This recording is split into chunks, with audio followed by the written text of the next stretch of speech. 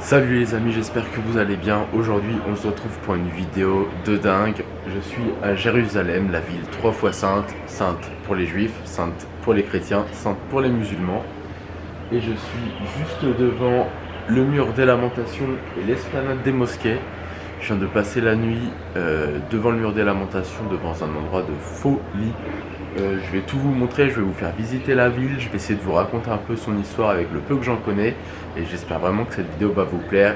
Donc là déjà je suis sur la terrasse d'où j'ai dormi, donc je vous fais visiter les lieux.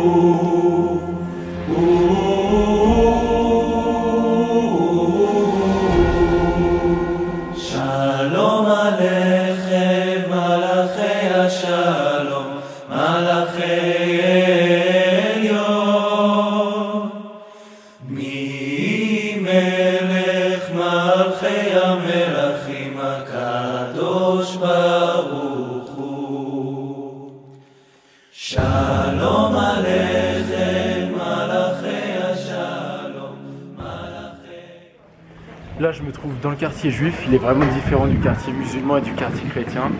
Je trouve qu'il est plus propre, plus grand, plus spacieux, on n'est pas entassés les uns sur les autres comme au souk. Donc il y a une vraie différence, c'est un quartier qui est sympa pour le coup et qui est assez cher.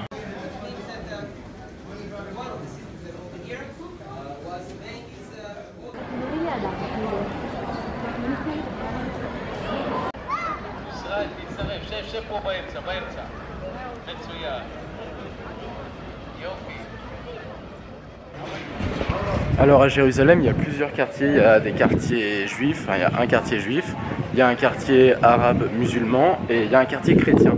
Là je suis dans le quartier chrétien, sauf que comme vous pouvez le voir, il y a pas mal de choses qui font référence aux arabes. Donc je me suis dit que c'était peut-être que c'était un peu particulier. Et en fait c'est que c'est un quartier arabe chrétien. C'est pour ça qu'il y a donc toute cette coloration arabe, mais qu'il y a aussi des églises, comme celle-ci, par exemple. Donc c'est plutôt intéressant.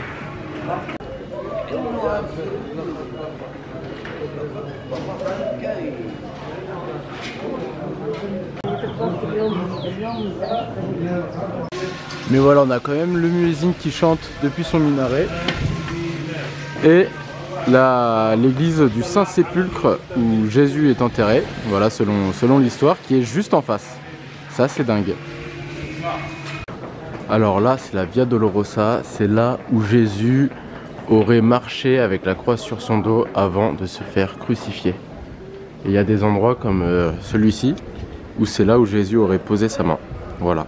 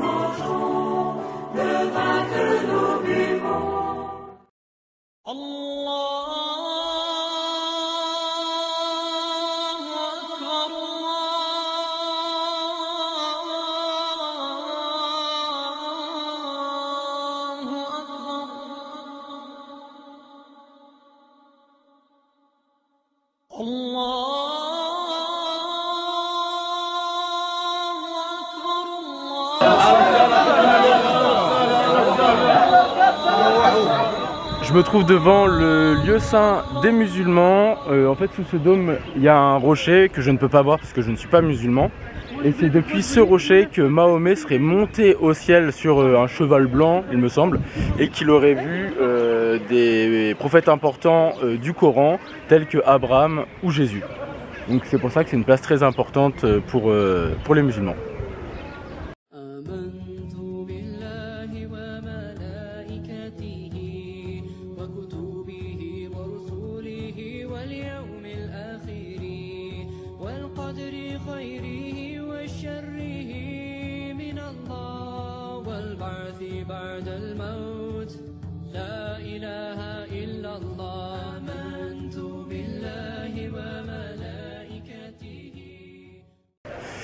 Là, je me dirige vers le Mont des Oliviers. Il y a plein d'églises qui ont une signification particulière pour les chrétiens.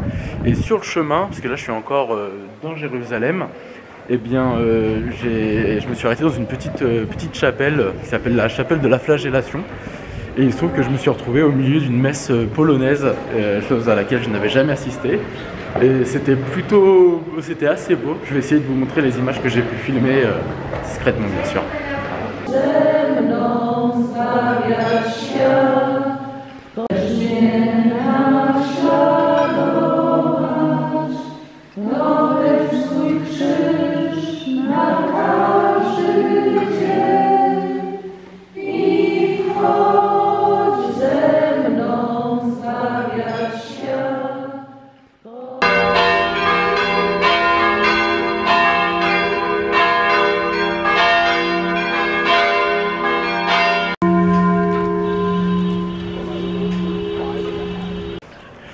Donc là, je viens de faire la tombe des prophètes. Donc c'est plusieurs prophètes juifs qui sont enterrés là-dedans apparemment.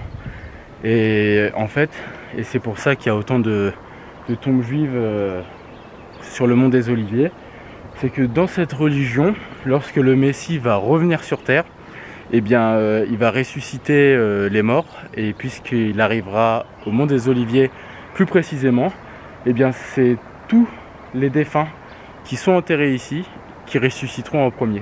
En fait, c'est pour cette raison qu'il y a un des plus grands cimetières juifs du monde, et un des plus anciens aussi.